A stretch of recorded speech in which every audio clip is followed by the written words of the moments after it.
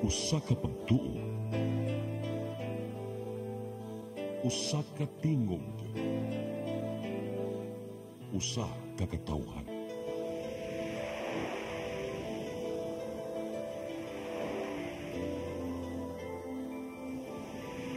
Cebu Catholic Television Network.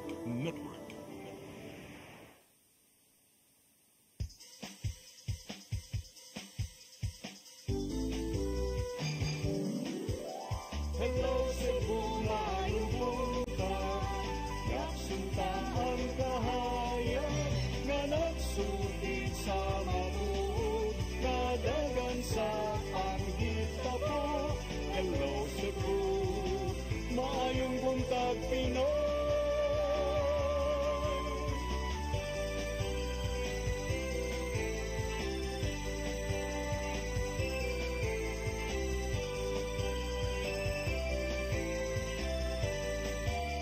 Ang katutulungan sa mga katawhan. Hello Cebu, hello Cebu, maayong buntag Pinoy, maayong buntag Pinoy, maayong buntag Pinoy. Hello Cebu, may buntag Pinoy, adlaw karon nga Miyerkules, pitsa 11 sa buwan sa Septembre 2024. Sangan sa akong partner nga si Attorney John Destacamento, ako yung alagad sa kahanginan Malu, Ilocando, Tabar.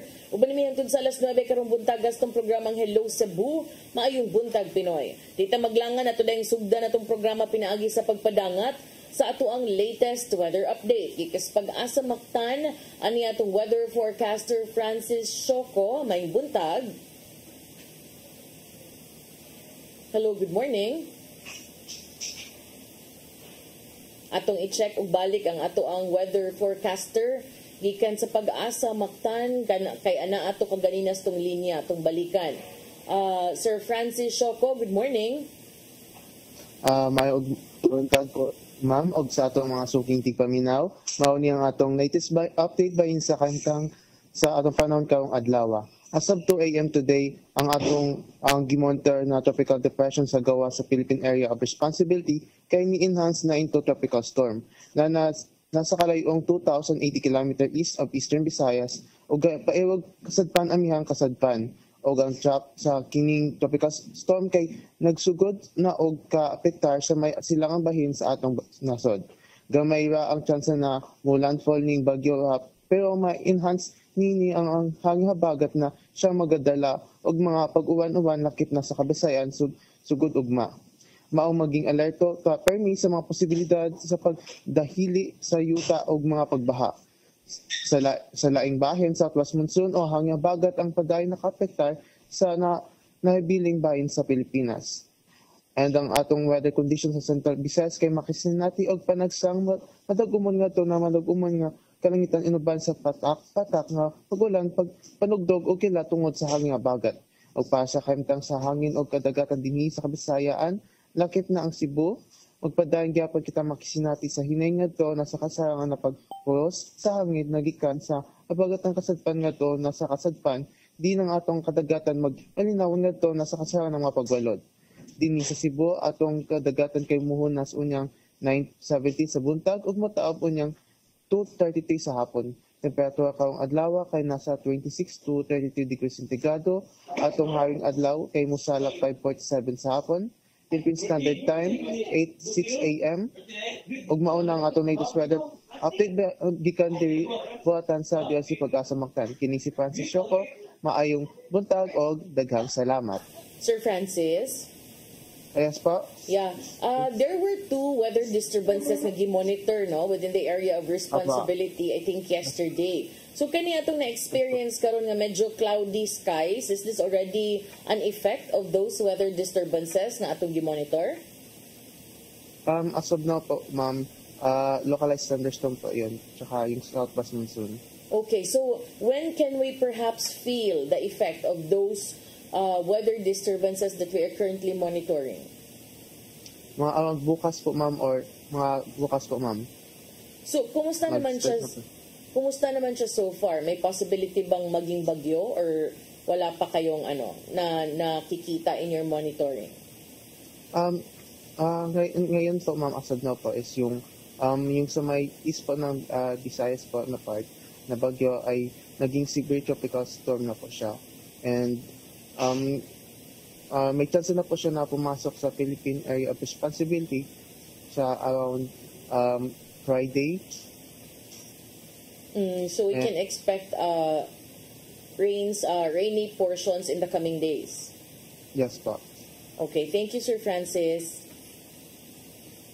Mogat to Sir Francis Shoko gikan sa Pag-asa Mactan. Karon naritas tong front pages sa mga pamantalaang lokal ug nasyonal atong sugdan sa Sunstar Daily. Sa Sunstar Daily, Binalyo Landfill, Senro Sites Lapses. Sa super balita sa Sunstar, naungo sa scatter na matay. Sa The Freeman, over nepotism case decision claim, Rama seeks clarification. Sa Banat News, sa The Freeman, lalaki nakuha og 5 kilong shabu. Uyuan sa 17 anyos nga nakuhaan sab og 2 kilo nga shabu. Sa Philippine Daily Inquirer, Sarah's spending draws more Congress scrutiny. Sa Philippine Star, Rodi takes over Kibuloy assets. Sa Manila Bulletin, Pogo Rep and 53 others face qualified trafficking raps. Ug sa Tempo, PNP insists custody of Pastor Kibuloy. Maugad tong front pages sa mga pamantalaang lokal ug nasyonal. Sa mong pagbalik among ipadangat kaninyo mga balita nga nahipo sa itong kaubanan sa CCTN News and Public Affairs team. Please stand by. Hello Cebu, maayong buntag Pinoy. Maayong buntag Pinoy. Maayong buntag Pinoy. Discover the beauty of the Philippines.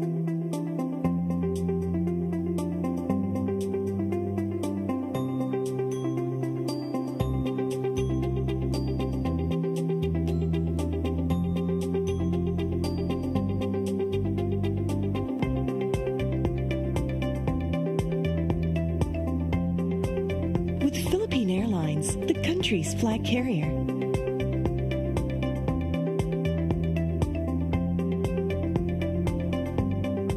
The airline that lets you feel the warmth of the nation.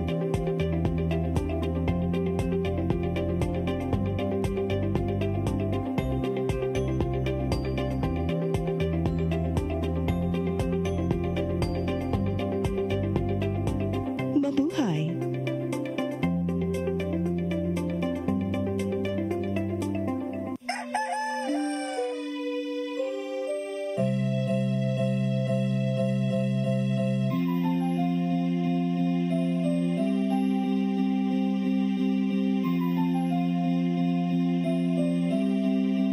Wala na dita, ma. Palud, ma.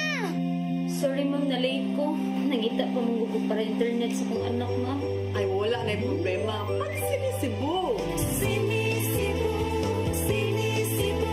For your internet connection. And for the signal of your cable TV. So fast and straight that transmission to your home. Sinisibo. Sinisibo, sinisibo. Offers you to have fiber optics. For your viewing experience, perfect and clear so far. So great and affordable for you to enjoy. Sinisibo. Cine-Cebu Television Network Incorporated offers fiber to the home broadband internet bundled with fiber to the home cable TV connection.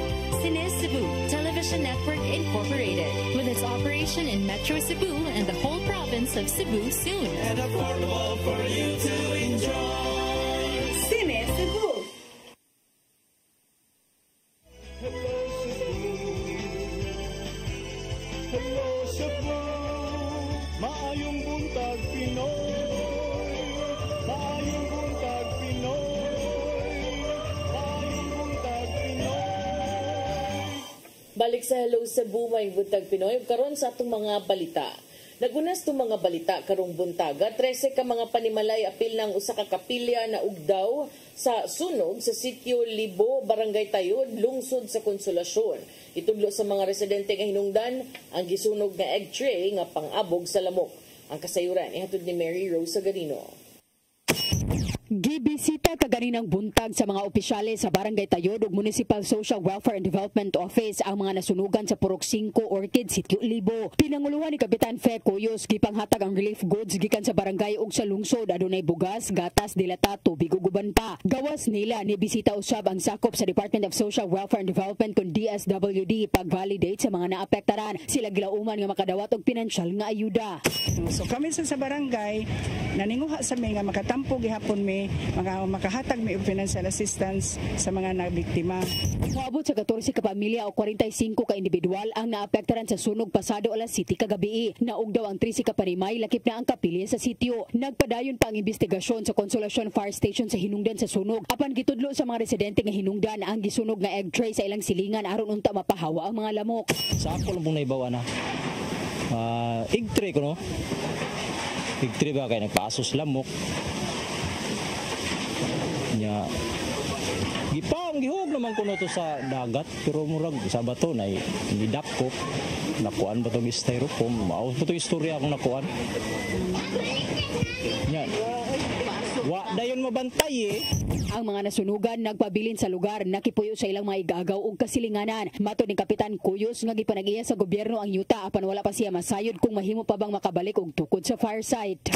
Nakikisulya pa ko sa among municipal mayor og unsay ihang unsay mahitabo ron aning asa ni sila padulong, no, or makabalik ba ni sila, depende ra gyud na sa kuan dito sa LGU kun isa kay lisod jud kay nire na nakita jud ninyo kung sa kalisod ang ilang kahimtang diri, lisod kaayo kanang naa sila mga accident na ay mga kanang emergency, so maglisod jud sila kay ang ilang agianan para ra gyud sa tao. Mary Rose Sagarino, CCTN News. Samtang PhilHealth 7 mag-agadra sa mando sa nasudnong kagamhanan kung ipatuman ba ang dugang contribution sa ilang mga miyembro. Kini maoy nahimong tubag sa PhilHealth ngadto sa mga grupo sa mga magpapatigayon sa nasod kinsa mihangyo nga ipahunong una ang dugang PhilHealth contribution. Ang kasayuran ihatod ni Gian Navarro. Igo lang mag-agad ang Philippine Health Insurance Corporation kun PhilHealth sa Central Visayas sa mamahimong mando sa nasudnong kagamhanan bahin sa pagsaka sa premium rates. Kini ang nimong tubag pinaagi sa Regional Vice President nilang si Marjorie Cabrieto bahin sa hangyo gikan sa Philippine Chamber of Commerce and Industry. May kalabutan kini sa kikabalak ang pagsaka sa premium rates kun contribution sa mga miyembro ngadto sa PhilHealth. Gani nagkanayon ang Universal Healthcare Law kun RA 11223 nga kinanang isaka ngadto sa 5% ang premium rates sa tuig 2024 ug 2025. Sumapa ni Cabrieto nga mosunod na sila kung ugaling mahukman man sa presidente nga ipahunong ang pagsaka sa premium rates. We are waiting actually. Kami naman we just implement and whatever decision or the actions by our president, then we will follow.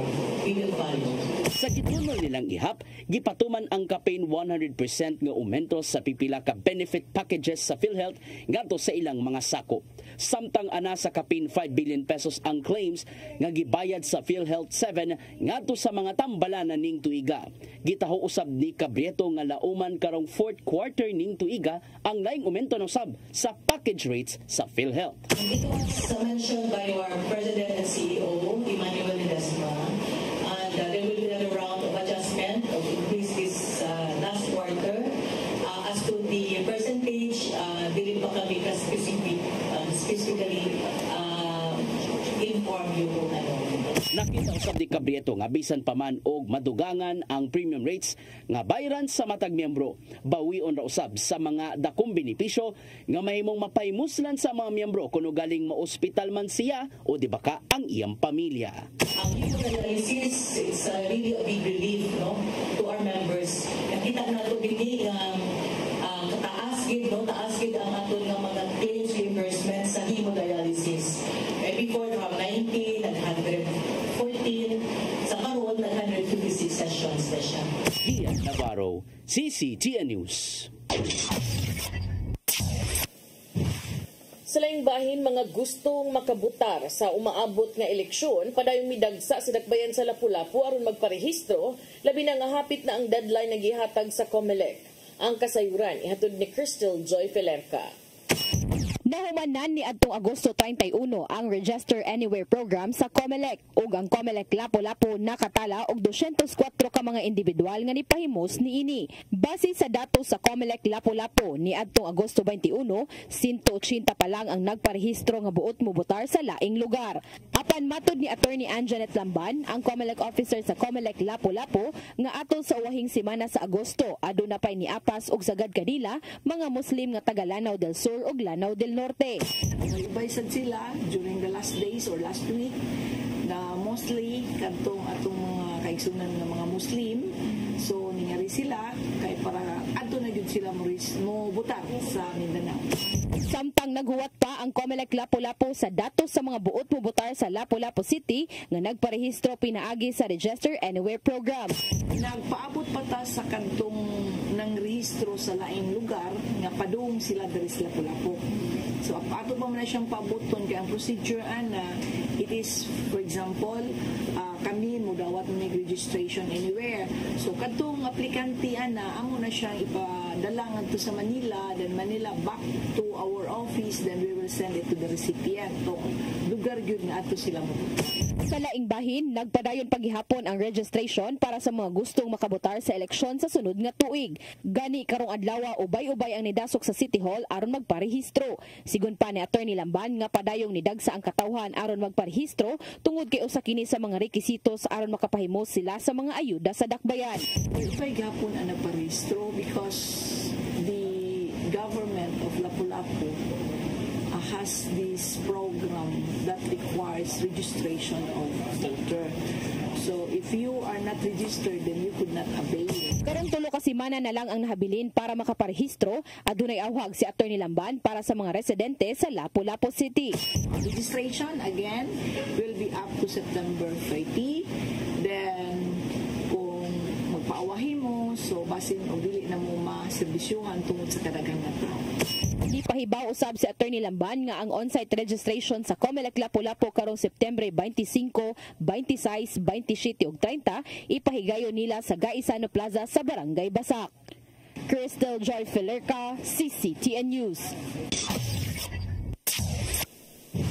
Sa laing balita, legal team ni suspended Cebu City Mayor Michael Rama na alarma sa pag-leak sa impormasyon nga dunay laing suspension order nga ipagawas ang ombudsman batok sa ilang kliyente. Ang maong impormasyon giingong gipahibaw atol sa usa ka pulong sa mga kapitan dinha sa South District. Ang kasayuran ni hatod ni Shuriza May Uy. Naalarma na ang legal team ni Cebu City Suspended Mayor Michael Rama sa gingon pag-leak og impormasyon na gikan sa buhatan na sa ombudsman sa gingong suspension order o desisyon niini ngadto sa publiko. Tungod niini miduso og motion for necessary investigation si Attorney Joselito Bayna batok sa usa ka individual ang giingon mao nagpakatap og sayop nga kasayuran sa gingon lain usab ang suspension order batok ang suspended mayor. Sigon nga nadawat nga impormasyon sa kampo ni Rama nga nitabo ang pagpahibalo sa maong individual atol sa gipatawag nga panagtigom sa mga kapitana sa South District ni adtong Biyernes. We asked the ombudsman to clarify kung unsa gyud na katinuod and how that person gained access, and then we asked the ombudsman to conduct the necessary investigation and naano na sa ombudsman kung iyang kasuhan katong tawanan na or dili, no? Sabi ni Attorney Michael Rama nga dili kini mao ang unang higayon na kami pakatap og false information ang kampo sa individual kagingon adunay koneksyon sa ombudsman na humay nga gidungog nga niadtong Abril 30 adunay nag-ung-ung nga suspension order si Rama. Tuod man niadtong Mayo 8 nigawas ang suspension order sa mayor ug uban pang laing 7 opisyalis sa City Hall tungod sa wala pagsweldo sa mga kawani sa City Hall. That's the reason why we really have to emphasize that these practices of leaking information from this confidential information from these very important institutions should not be normalized because that is highly irregular. We want to remind the public that this is not a normal occurrence. Kanang moingon nga basig na ay connection dito sa ombudsman. Anomalous na. Kabalakan sa anak ng suspended mayor nga maong padayon ang maong pag-leak sa impormasyon na gikan sa ombudsman o ubang ahensya, maapektuhan ang integridad sa maong buhatan. Sherry Zamay-Uy, CCTN News. Sa atong katapusang balita, 5 ka kilo nga shabu na sakmit sa Philippine Drug Enforcement Agency kun PDEA 7 uban sa kapulisan ug laing ahensya sa gobyerno sa buy-bust operation nga gipahigayon dito sa Tagbilaran, Bohol. Gisubay pa kung asa gikan ang maong gidaghanon sa supply sa illegal nga drugas. Ang kasayuran ihatod ni Arnold Bustamante. 5 ka kilo sa gituang shabu ang nasakmit sa mga sakop sa Philippine Drug Enforcement Agency 7 uban sa Naval Forces Central, Philippine Maritime Police ug Bohol Provincial Drug Enforcement Unit ato sa gilusag nga buy-bust operation sa Binayran Road, Barangay Dampas, Dakbayan sa Tagbilaran, probinsya sa Bohol. Alas 9 gabi ang suspitsado nga nadakpan gilang si Robert Tiro, 42 anyos, residente sa Dakbayan sa Tagbilaran, Bohol.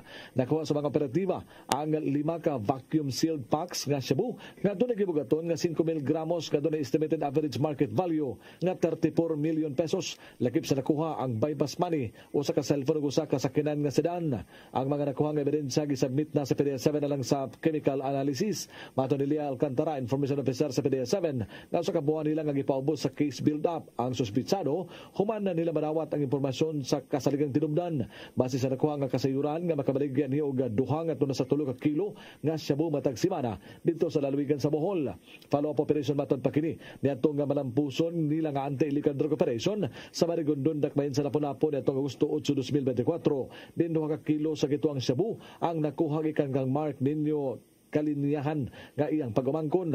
Wala lang una mohatag pagdetalye sa Alcantara kung nasa gikan ang supply sa illegal nga drugas. Ilabi na nga daghan ang nakuha gumikan kay nagpadayon pa ang ilahang pagsukit-sukit nini. Gibutang ginoon ni Alcantara nga si Tiro bago pa nga nailhan nga nalabigit sa illegal nga drugas ug wala pa sila record nini. Sa pangutana kung nganong ingon ana kadako o kadaghan sa illegal nga drugas ang naabot sa lalawigan sa Bohol, mato ni Alcantara nga ang maong probinsya giilaw na usab nga transshipment point sama sa Sugbo.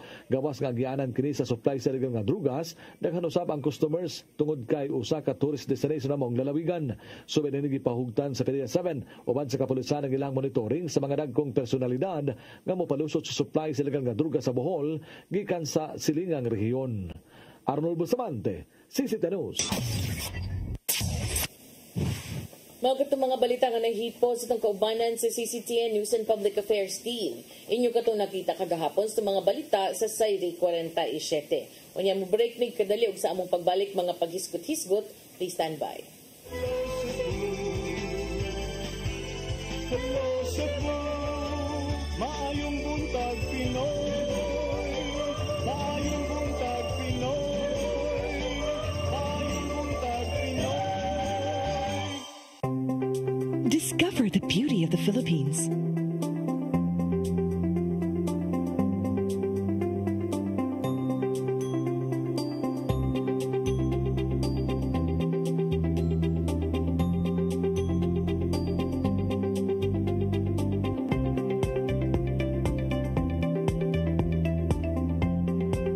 With Philippine Airlines, the country's flag carrier.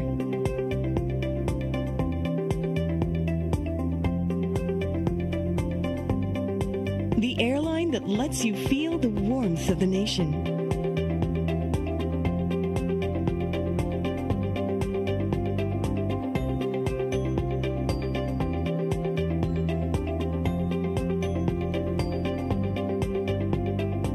Mabuhay.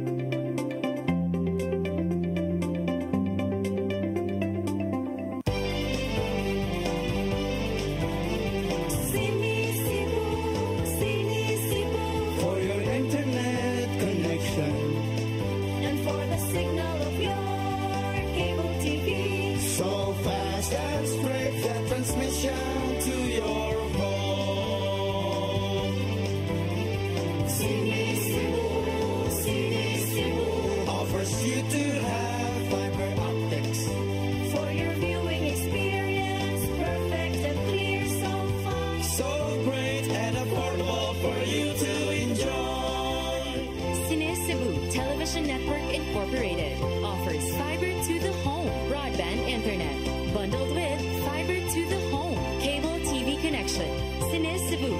Television Network Incorporated, with its operation in Metro Cebu and the whole province of Cebu soon.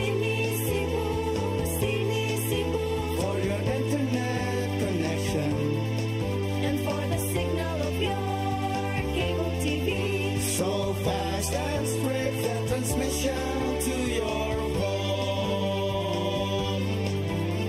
Sini Cebu offers you to have fiber optics.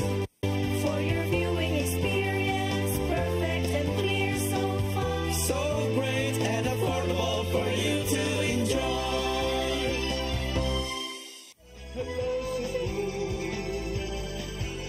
Hello Cebu, maayong buntag Pinoy, maayong buntag Pinoy, maayong buntag Pinoy. Balik ta sa Hello Cebu, maing buntag Pinoy. Unya, partner, makiangayon ba nga i-increase nato ang PhilHealth contribution sa mga members from 4% to 5%? Kapoy biya. Patarong sa siguro to nila yung mga wapa na tubag ng mga kuan oy. I-question sa ko asukad pag COVID, no? Magkandi to. Ubay-ubay to sila partner. Nya karon gusto naman sila sad sila mo increase sa ilang contribution gikan sa ilang mga members ko, no? Nya dayon matud pa nga kung inyong i-increase from 4% to 5%, mas among palambuon, mas among i-improve among serbisyo alang kaninyo. Nya tuo ta ana nga karon man gani nga ang proseso sa ang coverage sa PhilHealth pila ra may makuha sa mga members nya kining in fact do na patoy nigawas nga report nga do na kunoy excess funds awara gud ni kung ikaw member ka nya dayon makuha kag PhilHealth insurance kung gamito na nimo pila ra ang ikalta sa imuhang hospital bill diha iigo sa imong PhilHealth nga insurance nya dayto karon ang PhilHealth do na maday excess funds nga gustong i-realign ibalik dito sa National Treasury. So mo na partner nga ang pasalig sa gobyerno nga kung ato ning i-increase ang contribution ninyo sa PhilHealth, and this is no joke because 4% to 5%. Matud pa ni Presidente Bongbong Marcos partner nga miuyon aning increase, it's all cost benefit. If we increase, halimbawa yung pinag-usapan ngayon, yung for example, what we're talking about na increase from 4% to 5%, tinitingnan ko, I'm looking at it, and according to him, partner, if you're going to increase it, show the other side of that. What will be the increase in services? What will you be able to cover? And what more will you be able to cover? Because PhilHealth is one of the deductions nga i-minus sa take-home pay sa mga empleyado partner niya. Pila raman sad ang ato ang minimum wage rate karon sa in Central Visayas. I believe it's only 405, although there are talks to increase the minimum wage levels diri sa atong rehiyon. Pero ambot partner kung kuan ba ni siya kung if it's right nga dapat nato siya increasean kay ang adto na sad ni siya sa mga kuan, adto na sad ni sa mga yanong mamumuo tugpa. Nya matud pa nga ang kuan partner ang kini kunong additional contribution kung dili kuno ni siya kung dili kuno ang defense sa PhilHealth nga kung dili nato siya i-increase ang ato ang contribution rates from the members, murag maglisod ta og achieve sa katong Universal Health Care Act or law nga para mahatagan og igo nga kining serbisyo ang atong mga katawhang Pilipinohon, especially sa ilaha in the field of health, para nila sa ilang health. So mao na karon nga dunay mga yango ang uban nga mga quarters, especially kini mga militant groups nga dili lang sa unta ipadayon ang pag-implementar aning gi-propose nga increase to 5% nga contribution rate sa PhilHealth partner aron lang sad kining maiban-ibanan ang bago sa mga ordinary citizens. Okay, luoy sa mga tao mo mapasahan niya. Not everyone can avail ba ya? Kaya ang uban, gamay ra kaayo. I think when I had my work operation, gamay raman ang na-charge. Sagdako kay kong contribution sa PhilHealth ba? Nidagko na beto daan last year pa. And no wonder, partner, nga even if naana kay PhilHealth, ang usa ka employee, napa sila additional nga mga insurance, they are forced to actually look for another medical insurance nga insurer para sa ilang mga health needs because and then what does it say of PhilHealth? Pasabot ana dili day igo ang ilang purpose. Dili ay mas dako pagod akong private nga kanang kuan. Ang na-deduct sa imong private insurer. Sa ilang kay gamay ra ang ma-charge sa ilang. So mauna siya. So tarunga sana ninyo ang inyong mga coverages diha siguro ato sa sigurong palapdan and then ang katong mga pung panimo partner katong mga issues ninyo of do na toy mga focus nga nahitabo at the height of the COVID pandemic. I believe na atoy katong mga request for insurance coverage nga murag ang COVID, ang walay COVID, nahimong nay COVID and then eventually nakakuha og kining nakakuha og insurance proceeds gikan sa PhilHealth etc. and then kining excess funds yun nganong do naman mo excess funds nga you're supposed to you are not I believe you are not an income generating agency of the government nya nganong do naman mo excess funds giunsa day ninyo pag gasto ang inyong kwarta nga do na mo excess funds and then karon dunay proposal ang Department of Finance nga ibalik didto sa National Treasury or i-realign adto sa Congressional Pork Barrel Fund ang kining excess funds ninyo. So unsa man jud nganong wala man natarong og kining gasto ang pundo nga para unta sa inyo ha and then karon dunay excess funds unya nganong mangayo man og contribution rates. One man kuno adopted inflation they adopted an inflation adjustment factor of 30%. May pamo na adopt mo inflation factor pero ang income sa mga tao man mao gani na kung kuan mga pirmi gyud lagi luoy kayo ang mga tao kay diretso kaltas kana kung sa PhilHealth mag adapted mo diha og inflation factor nya kung ari mo sa kuan arita sa hearing arita sa public consultation arita sa pag-increase sa minimum wage sa mga yanong mamumuo dili man lagi nato i-consider ang inflation factor nga 30%. Kaya kung atong i-consider, lugi man sad siguro ang mga negosyante pero inana unta ba it should be fair kung do na tay pone maadto lang sa PhilHealth ang whatever katiting or additional nga increase sa ilang sweldo man gani kung mao nang istorya so ang net effect sa sweldo zero or pwede pa gani negative kung mas taas pa ang deduction sa PhilHealth o uban pa mga deductions kumpara sa increase unya nga ilang matagamtaman later on kung ma-approve na nga increase wapta kay ba kung pila na ka pesos ng increase so mauna ako partner nga kini manggong okay ra sa kaning mga those who are maybe katong mga blue collar kining mga white collar jobs nga at least dako og sweldo pero para manggod sa deduction dako sa tax kay kuan naman bracketing naman so mao na siya nga ato lang unta nga una-unaon sa pagmaayo kung makiangayon ba ni siya kay di ta mo sige patuyang og increase kay tanawaron ang bugas mahal pa kaayo madaway niya kanang dibiya ka Pilipino pag yun nga wala biya in town kay kasagaran sa mga Pinoy dili man good mo ingnon ta kanang dili ganita automatic mo save for health emergencies and medical needs dili kasagaran priority sa mga Pinoy kanang naa sila makaon for the day or for that mas priority nila ang pagkaon ba so mao na lisod kaayo kay dako kaayo sila charges na dako na daan padak-an pag yun kani manggong pag-increase mga igala sa contribution sa PhilHealth, this is mandated under the Universal Healthcare Law because according to that law, nga kinahanglan ko i-increase ang PhilHealth contribution rate to increments of 5% 0.5% every year starting 2021 until it reaches 5% from 2024 to 2025. So kana pursuant kuno na siya sa balaod pero mausad lagi na ato ang inspection nun kung unsay nahitabo on the ground.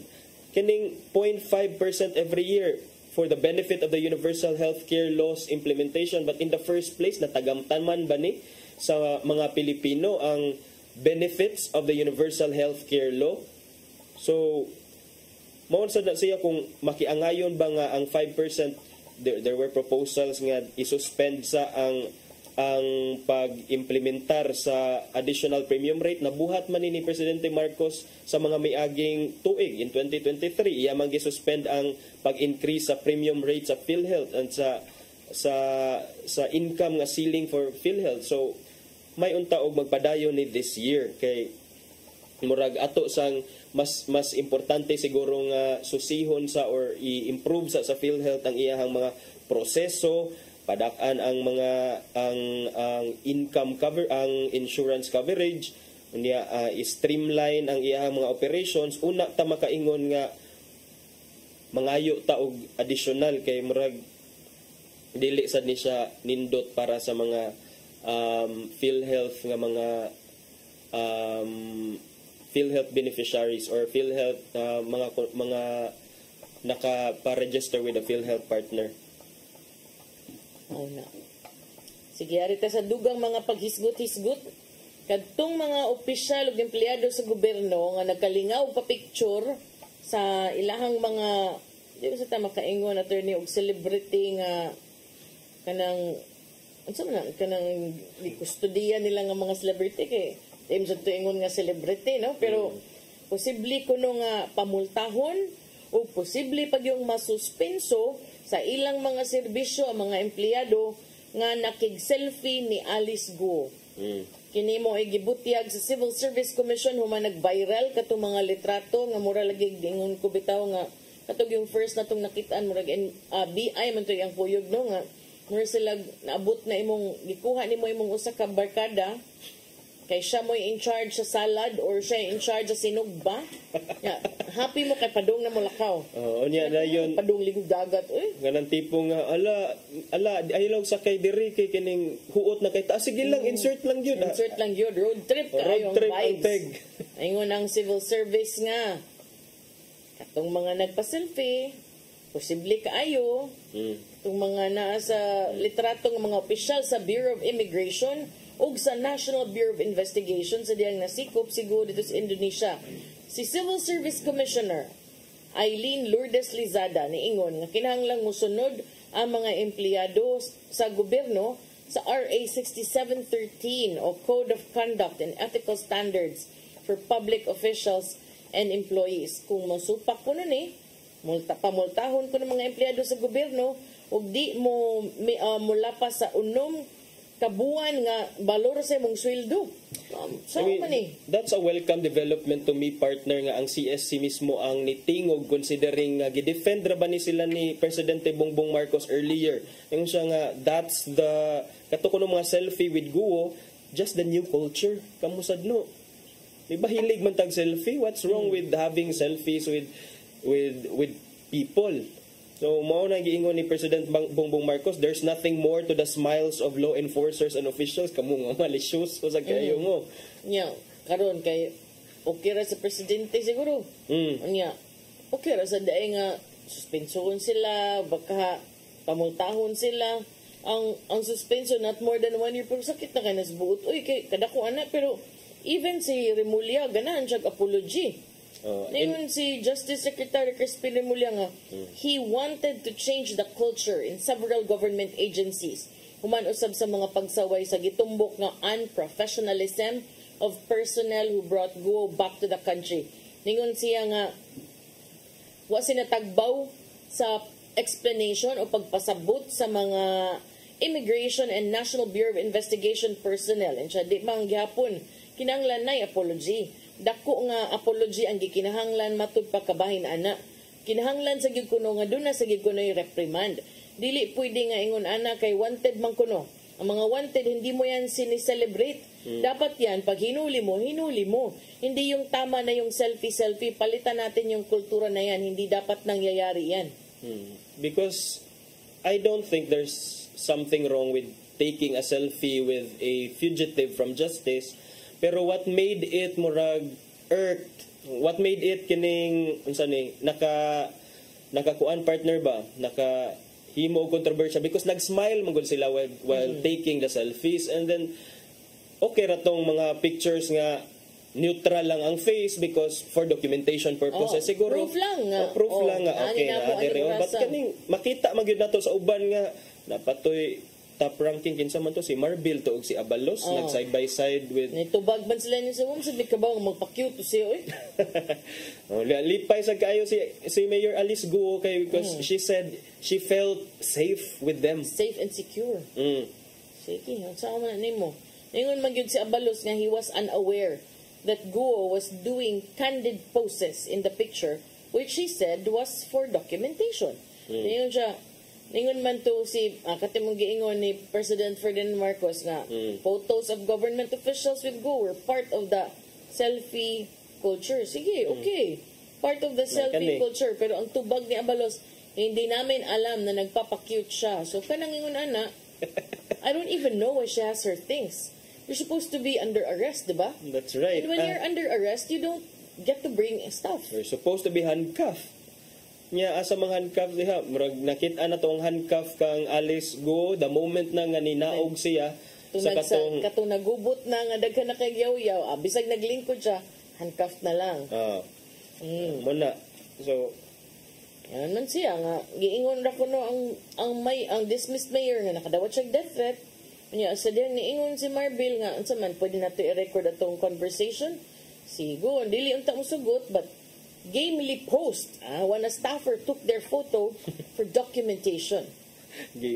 Gamely post. Pero like again, going back to what I said kay ang Civil Service Commission man gud ani, and then what is the Civil Service Commission? Walay labot ang presidente, walay supposedly, well, in theory, in principle, walay gaung si Presidente Bongbong Marcos sa Civil Service Commission considering that it's one of the constitutional commissions created by no less than our Constitution. It's supposed to be independent from the decisions of the President. So hopefully, kung mauna ang iyang gusto nga, okay, ni-threaten sila nga ilang pahamtangan o fine or penalty for 1 year of suspension to partner. 1 year of suspension. Sige, tanawa. Pag-investigate mo diha kung mo come into fruition ba ni nga kaso because kung unsay mahitabo ana or basin ba lang sag sample lang but sa pagkibaw na ko aning Commissioner Lizada, she means business ba ya?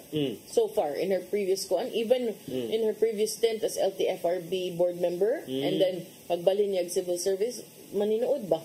Which to me, sakto kay gobyerno man ta. Unya, kanang, what was that for? I mean, I don't really get, di man good kay kutig, di kay kutig kirig-kirig ug mga artista ba, story. Between artista siguro ug banda, mas malingap po banda. Pero kung artista, samot nagingon ana, mura mo good, close man good kay sila good. Uy, matanaw mo. Yes. Mura man sila gining friends lang kaayo and then mura sila overwhelmed. Ano nang uban? Anya pa man padako na nga picture na but a picture is still a picture. Considering the nature sa kasong high profile siya and then we wanted si Mayor Alice Go, they could have exercised more prudence in taking these pictures and maybe okay ram siguro mag-take ka but for personal consumption di na nato i-feed di na nato i-post sa social media or sa tao inyong documentation. Why did these photos have to be released? And when it circulated online, it to me mo ingon ang uban nga picture am na inyo pam nang padakon but remember kadaghan ninyo gidakop dili man inana inyong tratamente. Di ba? Napagud mo gidakop nga inyong gianda magtubig og biskwit. Napagud mo gidakop nga inyong gipakita nga wa ninyo pusasi. Di makakaingon. So, di sa kakaingon, unsa man, pasabot na special treatment, ambot lang ninyo.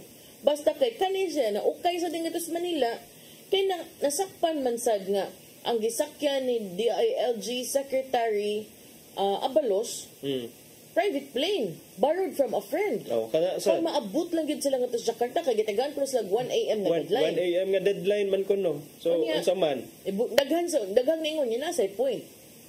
When you borrow a private plane, you cannot expect nga dili makakaingon nga kana is for free. If you don't pay it, what do you need in exchange? And more than that, partner, was it legal to use private resources in order to do public acts or to kana gyud to gain custody of a fugitive? Yes. Kay nagpabili ng kamaturan nga fugitive ka, escapo mo ka. Mauna ang one of the contentions or arguments sa kampo ni Attorney Topacio, ang lawyer ni Mayor Alice Guo, in questioning the legality of her arrest in Indonesia.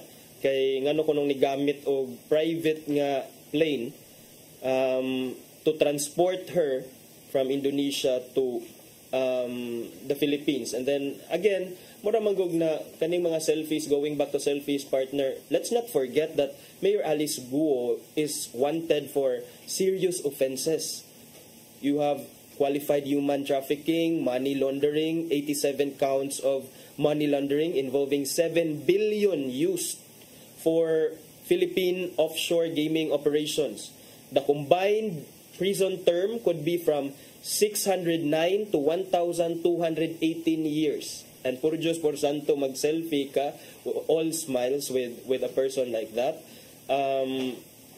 So, muna nga, dili ta makapugo nga ang uban, maimbir na, maka-question sa propriety, sa professionalism sa mga opisyal sa gobyerno nga midakop niya dito sa Indonesia, kay knowing sa seriousness of the cases nga gi-lodge against Mayor Alice Guo. Yan yung nabalin si Topacio, but di kay lang sa tamo kalawat 100%. Kay lain sa kay mo diga ka against ngay muham ng kliyente. So ngita sa gyud kag asa mo makapabor. Kapait. So nahibong gid ang mga tao sa dugang unsa naman tain ani, di ba? So ingon man sad si Topacio nga kanang si Topacio ra ba ni balik sa saka ang ihang profile karon kay timing sa kayo siya abogado sa duha ka mga bag-o lang sad nga dakpan no sa mga otoridad. Timing I don't know or unsa ba? Basta kay siya ang abogado. Siya sad ang abogado ni Cassandra Ong, di ba? Siya sab. So murag iya tanan. Mayor Ali ni Attorney Topacio. So it's your time to shine. And then mao ganito na ako'y nakit-an nato sa Facebook ba to, partner, or sa TikTok nga should we allow a Filipino lawyer to defend a full-blooded Chinese like Alice Guo before our courts of law? Di sad ka kaingon kay lawyers have took their oath mansad nga kutob sa magpatabang ug moduol nila tabang sila. Di ba naman attorney? You should know kay ikaw may abogado. So, di man ka pwede makaingon nga di lang kung tabang nimo kay kuan. Pabilin man gyud ng no one is considered guilty unless proven beyond reasonable doubt, di ba? So mo na di ba ban so unsay final nga declaration sad nga si Mayor Alice Guo is really a Chinese and not a Filipino. So the presumption holds nga she is still a Filipino. So kana siya burden of proof na sad na sa prosecution kay iyo sad ang paningkamutan di tarunga sad ninyo tingay sa mo pa-appeal mo selfie ha kangilo na ba nya unsa man ning update sa Shemenet, partner? Di mo siya dili ko spoiled brat. Di ingon siya nga dili ko na sa spoiled brat. Bahala lang mo diha. Nasay nang gawas dun sa Riasi. Basti sa dingon si Basti sa di problema ninyo.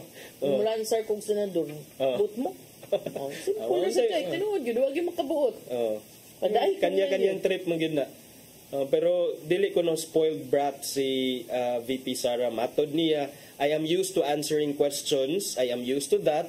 And the public knows that I am not a bratinella or spoiled brat because they have known me from the time that I was still in Davao, from the time that I was still mayor. Nya, mao man ni ayahang mga pamahayag partner human atong nag-issue siya statement nga she was no longer attending whatever ang budget hearings para sa Office of the Vice President. Matod niya nga kung muhatag mo, okay, mao akong dawaton, kung dili. Which earned some praises from her supporters partner because according to them, it was a good move for the Vice President because murag na adjoy balls, so to speak, si Mayor Sara nga she was able to see through what these congressmen and senators were doing, which is quote-unquote to politicize the budget deliberations.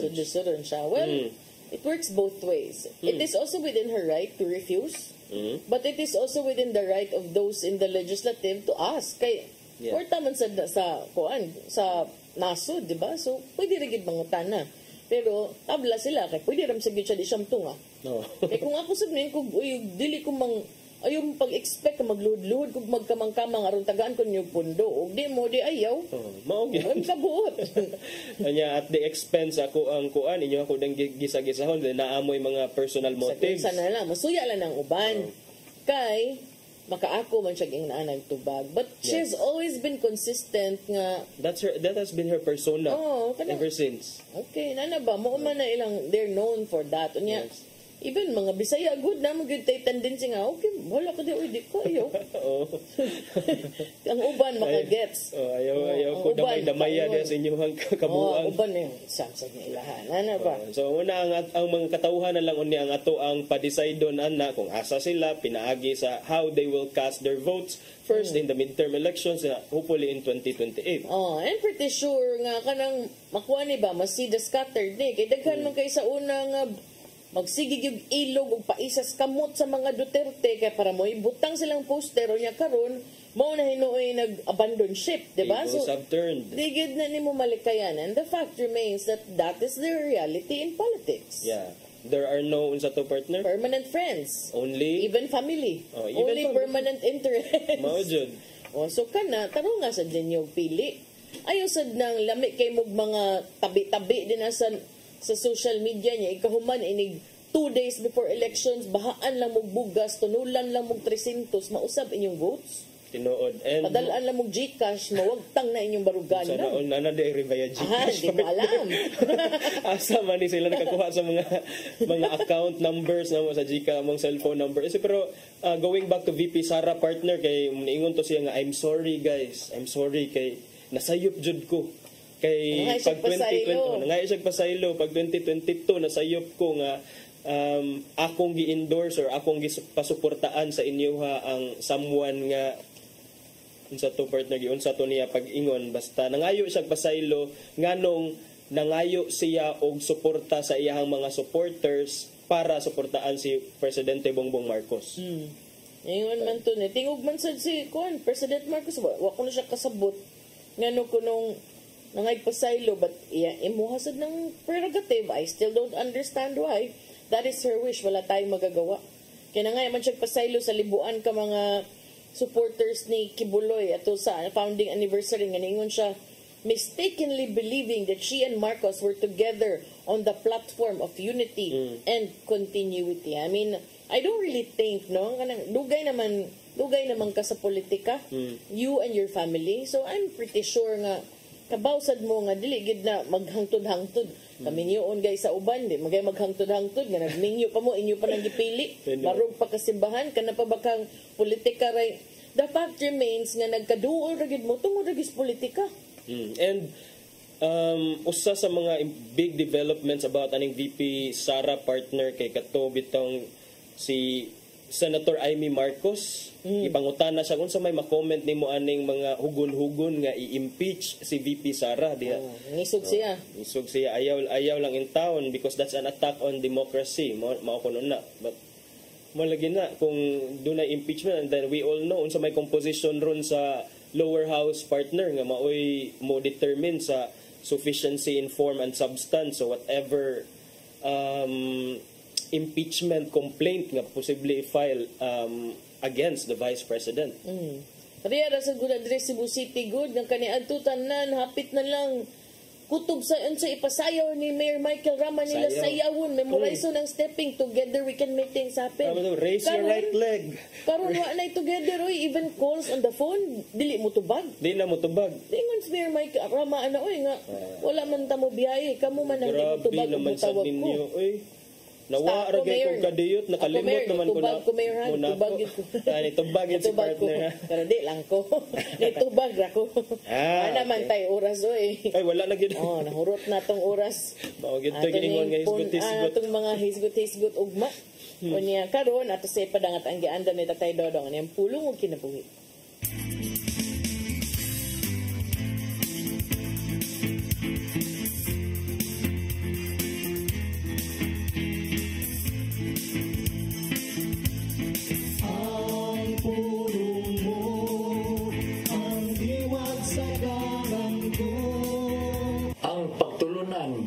Sa mga anghel magbalantay. Adunay ligkong sukaranan sa Biblia. Kay sa Mateo 18:10 nagingon, matpunin ninyo na dili kamo magtamay bisan usan ining mga gagmayng mga bata. Kay sultihan ko kamo nga ang ilang mga anghel ato kanunay sa tubangan sa akong amahan dito sa langit. Dili si Jesus mismo nagmatuod sa pagkaana sa mga anghel na magbarantay na nagtanaw sa kabataan. Sa Salmo 91:11 na to sa 12 ng ingon sa pabantayan ka sa Diyos sa iyang mga anghel aron pagpanalipod kanimo bisan asa ka bayon.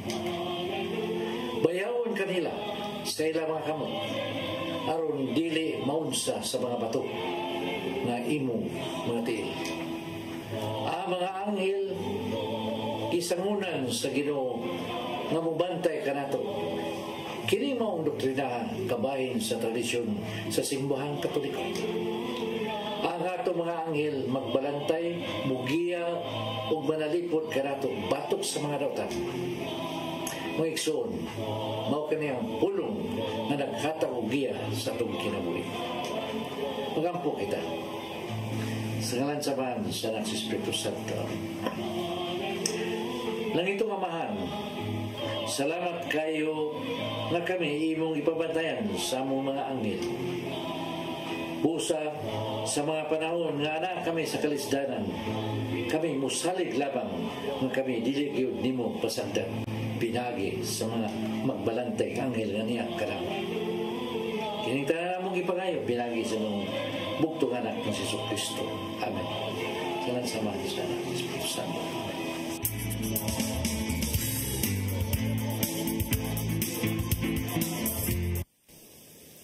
Pulong og kinabuhi ni Tatay Dodong Lemchua mo nagtapos sa itong tulumanon. Dagang salamat sa Philippine Airlines. Salamat sab kang Archbishop Jose Palma, Nanay Diana Limchua ug Tatay Dodong Limchua. Thank you, Sir Dennis Tabar, mga kaubanan sa TOC, Sir Robert, Miss Inday, Sir Matmat, Miss Joanne. Sir Michael, Sir Rodel, Sir Raymond, Sir Bruce ug Sir Ferdy. Thank you.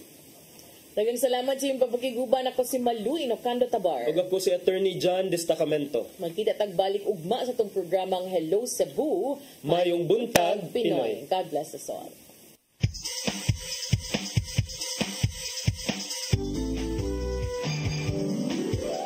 Hello Cebu, mayong buntag, nagsunta ang kahayag nga nagsulit sa